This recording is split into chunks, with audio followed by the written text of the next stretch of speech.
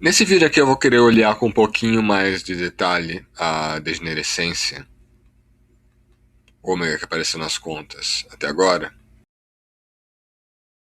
E o ponto é que esse cara aqui ele vai ser a função de partição, microcanônico. Ou seja, o ômega ele também é chamado de função de partição microcanônica. O Z era a função de partição do canônico. Esse ômega que vai ser a do microcanônico. E a gente viu que, assim como o Z permitia a gente obter lá a energia livre no canônico, no microcanônico esse ômega ele permite a gente obter entropia, ou seja, você consegue obter a equação fundamental da representação termodinâmica que você está usando, exatamente usando as funções de partição. Isso acontece nos dois ensembles. Queria dar um pouquinho mais de detalhe nisso daqui, exatamente como é que vai funcionar esse ômega no caso quântico e principalmente como é que vai funcionar no caso clássico, que é um pouquinho mais complicado. No caso quântico, esse ômega ele é realmente a degenerescência do alto valor. Isso aqui é literalmente uma degenerescência do alto valor. Então, como é que você vai fazer as contas no caso quântico? Você vai ir atrás de quais são as energias possíveis. E aí você basicamente vai contar quantas energias estão dentro de uma casca, né? Ou seja, quantos estados tais que a energia E está dentro de alguma casca lá, U, uma largurazinha DU, menos DU até U mais DU. E aí você tem que tomar o limite que o DU vai para zero. Na verdade, você tem que tomar dois limites. Você precisa tomar primeiro limite que o número de partículas vai para infinito. Isso daqui é que nem o que acontece lá no caso canônico, né? Com Fzinho, a energia livre por partícula, na verdade era o limite n indo para infinito de menos 1 sobre beta n do ln de Zn. Aqui eu também vou precisar tomar o limite de n indo para infinito para realmente ter uma conexão com a entropia termodinâmica, ou seja, a entropia de uma coisa macroscópica. Isso aqui era no canônico. No microcanônico, a gente vai precisar tomar esse limite que o du vai para zero e o n vai para infinito para a gente ter uma coisa que realmente faz sentido, termodinamicamente falando. Esse seria basicamente Szinho. Ou seja, a entropia por partícula seria o limite de n indo para infinito de Kb sobre n vezes o ln do ômega n. Ou seja, a função de partição microcanônica para n partículas. Mas no final do vídeo eu vou dar um exemplo de como que funcionaria exatamente nesse caso quântico. Antes de fazer isso, vamos dar uma olhada como ficaria o caso clássico. Que na verdade no caso clássico você meio que não precisa tomar esse limite deu indo para zero, esse limite está, entre aspas, tomado automaticamente. Que é que você vai ter lá no caso clássico uma distribuição de equilíbrio. Que é o caso clássico. Você tem uma distribuição de equilíbrio que está lá de novo no espaço de fase. Eu tenho como variáveis aleatórias as minhas posições e os meus momentos conjugados. Ou seja, aqui está incluso posições como x, y, z, as variáveis de ângulo como θ. E aqui estão os momentos, né? Então, px, py, pz, lθ, etc. Isso daqui vai ser igual a 1 sobre ômega. Eu vou definir o ômega dessa maneira, no caso clássico. Sobre o ômega da minha energia interna, U, vezes delta da Hamiltoniana, temos as posições dos momentos, menos a energia U. Então, isso daqui, na verdade, vai ser basicamente o seguinte. Suponha que eu tenha lá, voltando, por exemplo, lá do meu oscilador harmônico, tem aqui xp. Isso daqui vai me dar então agora uma elipse, né? Que o meu h de x e p vai ser igual a k, x ao quadrado sobre 2, mais p ao quadrado sobre 2m. Então isso daqui é uma elipse. E aí a ideia é que eu poderia pegar uma elipse aqui com largura du. Seria uma coisa mais ou menos assim. E aí você teria uma areazinha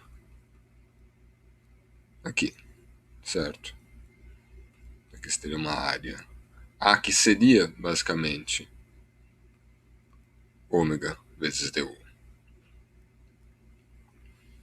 Essa é a maneira como essas coisas todas vão se conectar. Ou seja, tá aqui nessa situação que você vai ter ômega vezes du, você basicamente estaria olhando o seguinte: você teria basicamente o seguinte, se suponha que você tivesse a seguinte área.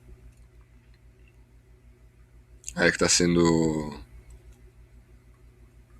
encapsulada por essa elipse aqui. Você vê que essa área aqui ela seria basicamente integral ao longo das várias cascas disso daqui. Então isso daqui seria basicamente integral de ômega du, com u variando de 0 até um U0. Por exemplo, esse U0 seria a energia correspondente a essa elipse mais externa aqui. Então com isso daqui você vê que o ômega, o zero pelo termo fundamental do cálculo, seria basicamente del A del U, avaliado em U0. Você estaria indo atrás do integrando, ao invés da integral. Então, nesse exemplo aqui dessa elipse, essa área aqui você estaria... Vamos ver como é que seria geometricamente essa elipse. Teria que xp. Então, aqui eu tenho uma situação que o p é zero, então aqui eu tenho kx ao quadrado sobre 2 é igual ao zero, então eu estou indo até x igual a raiz quadrada de 2, o zero sobre k. Isso aqui seria o x que está acontecendo aqui. E aqui eu vou ter também um p que está acontecendo aqui, que é quando o x é igual a zero. Então aqui eu tenho p ao quadrado sobre 2m igual ao zero. Então esse daqui corresponderia a p igual a raiz quadrada de 2m, o zero. Então agora eu posso usar aqui a fórmula da área de uma elipse. Você tem uma elipse assim que esse braço tem lá comprimento A, esse braço tem comprimento B, a área vai ser π vezes AB. Então essa aqui seria basicamente os dois tamanhos dos braços dessa elipse. Esse aqui seria o braço horizontal, esse aqui seria o braço vertical, esse aqui seria o seu B, esse aqui seria o seu A. Então você teria uma área que seria basicamente o produto desses dois caras. Isso vai te dar 2 o zero vezes π vezes raiz quadrada de m sobre k. Que seria basicamente 2 o zero sobre π ômega, basicamente. Onde que o ômega vai ser a frequência de oscilação do seu oscilador harmônico. Então aqui o que a gente tem é que eu precisaria derivar esse ômega aqui. Então ômega vai ser igual a del U0 A. Isso aqui vai me dar então que ômega de U seria igual a 2π sobre ômega. Então daqui desse exemplo a gente já consegue ver duas coisas sobre o microcanônico. O primeiro é que tem uma diferença entre como as contas funcionam no canônico e no microcanônico, principalmente quando você está pensando no clássico e no quântico. Uma coisa que a gente vai ver é que quando você está no canônico e quando você está no microcanônico, olhando uma situação clássica, e olhando uma situação quântica, você basicamente está resolvendo problemas matematicamente diferentes em cada um desses daqui. Cada uma dessas situações. Quando você está olhando no canônico clássico, basicamente você está fazendo integrais, e na maior parte dos problemas clássicos você está fazendo basicamente integrais gaussianas aqui. Sempre que você tem aquelas situações onde tem equipartição de energia, é porque tem uma integral gaussiana por trás. Enquanto que no quântico você estava fazendo séries e somas. Agora, no microcanônico, você já pode perceber que a coisa... E uma coisa que também aparece aqui no canônico é que esse cara, digamos assim, é mais difícil. As contas do quântico elas são mais complicadas no caso canônico, comparadas com o clássico.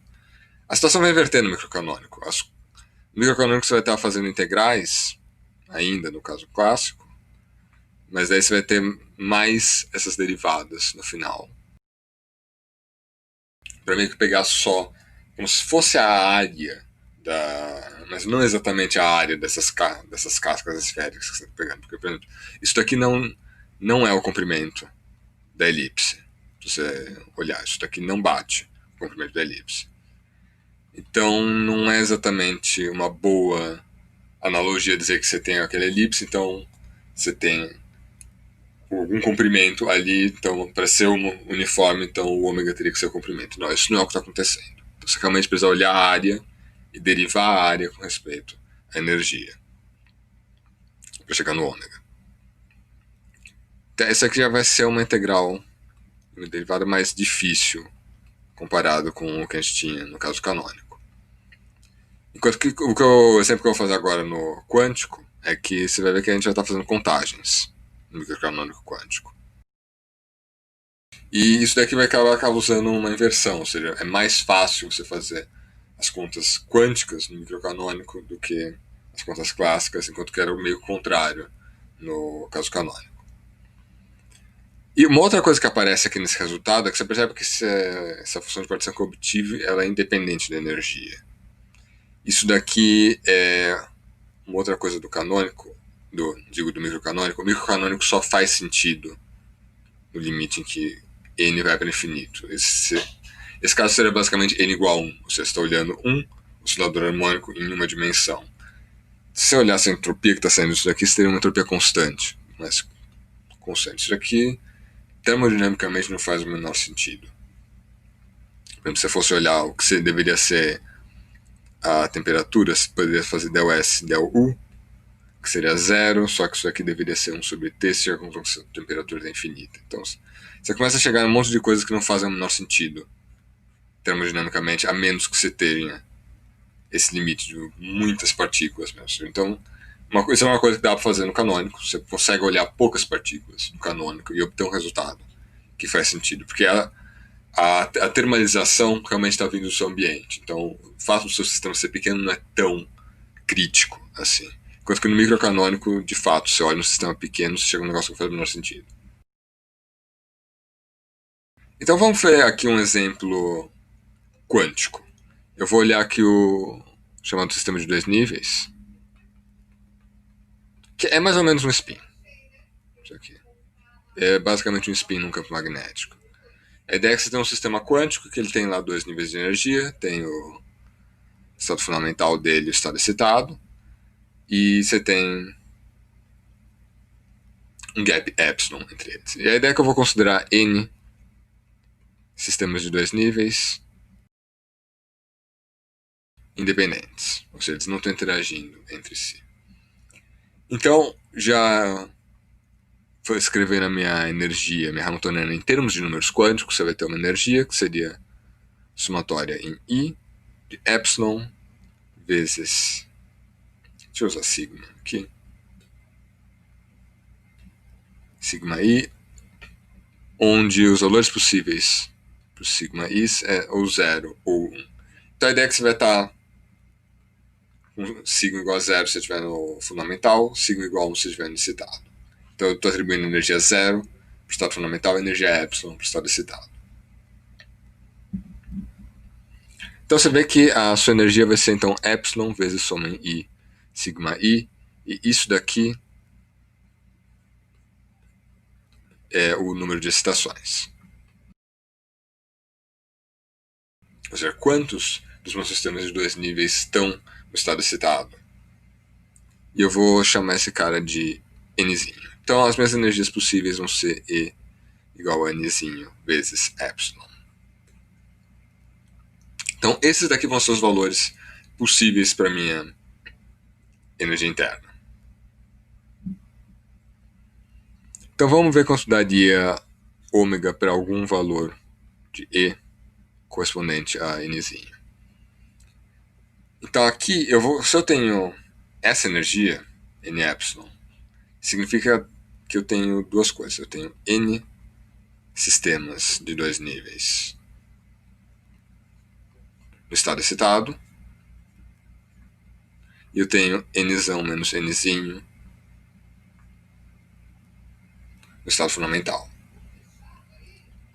Eu estou assumindo que os sistemas de 2 níveis são distinguíveis, por exemplo, imaginando que eu tenha aqui uma cadeia de spins. Né? Então eu tenho um aqui, outro aqui, mais ou menos que nem o modelo do paramagneto que a gente já viu em algumas aulas. Então eu consigo distinguir qual é o spin que eu estou falando, simplesmente medindo a posição dele, por exemplo. E os spins não estão se mexendo, então você não tem aquele papo de indistinguibilidade aqui.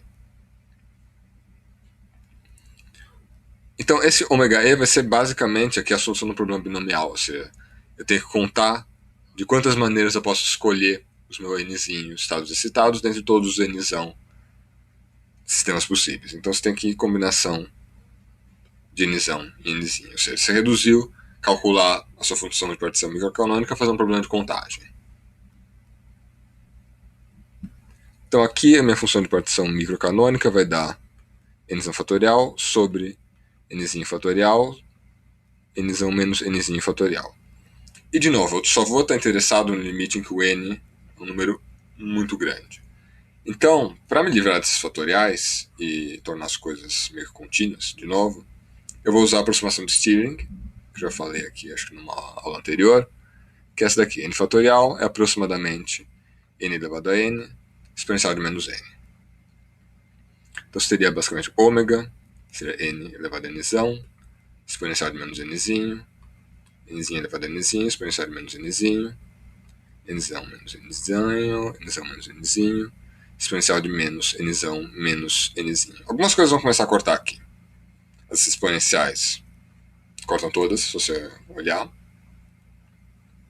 E eu posso meio que distribuir esse Nzão elevado a Nzinho entre esse cara e esse cara aqui, para escrever a minha função de partição da seguinte maneira. Ômega seria aproximadamente 1 sobre Nzinho sobre Nzão elevado a Nzinho, 1 menos Nzinho sobre Nzão, Nzão menos Nzinho. Então vamos agora olhar a entropia. A entropia vai ser KB vezes o ln de ômega. Então, S vai ser igual a menos KB ln, Nzinho ln, Nzinho sobre Nzão, menos KB, Nzão menos Nzinho, ln de 1 menos Nzinho sobre Nzão. E agora eu vou escrever essas coisas todas em termos de entropia por partícula, Szinho igual a Szão sobre Nzão, e energia por partícula, Uzinho, Uzão, Nzão. Lembrando aqui que a minha energia vai ser basicamente Nzinho epsilon, então a minha energia por partícula, ou seja, por sistema de 2 níveis, vai dar Nzinho epsilon sobre Nzão. Então Nzinho sobre Nzão vai ser basicamente Uzinho sobre epsilon, que é o que aparece aqui na minha forma. Então agora dividindo todo mundo por Nzão, você tem Szinho, vai ser igual a menos KB. Aqui você teria Nzinho sobre Nzão, que é Uzinho sobre Epsilon, vezes Ln de Uzinho sobre Epsilon, mais 1 menos Uzinho sobre Epsilon, vezes Ln de 1 menos Uzinho sobre Epsilon. Então isso aqui vai me dar Szinho de U, e aqui você teria. Você já está usando qual é o número de partículas, então você teria a dependência com o número de partículas puramente por extensividade. Então, essa daqui vai ser a sua equação fundamental para esse problema. Ou seja, você conseguiria derivar todas as propriedades termodinâmicas que você quisesse a partir disso daqui. Ou seja, só, de novo, tomando derivadas para voltar a falar de termodinâmica aqui. Bom, hoje é tudo. Eu vou no próximo vídeo fazer alguns exemplos um pouquinho mais complicados usando o microcanônico. E uma coisa que a gente vai perceber é que o microcanônico ele vai chegar basicamente nos mesmos resultados que o canônico, mas as contas mesmo vão ser mais feias.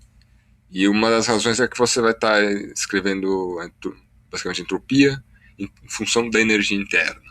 Enquanto que normalmente as formas funcionais mais simples são em função da temperatura mesmo. Então os resultados vão ficar um pouquinho mais feios mesmo.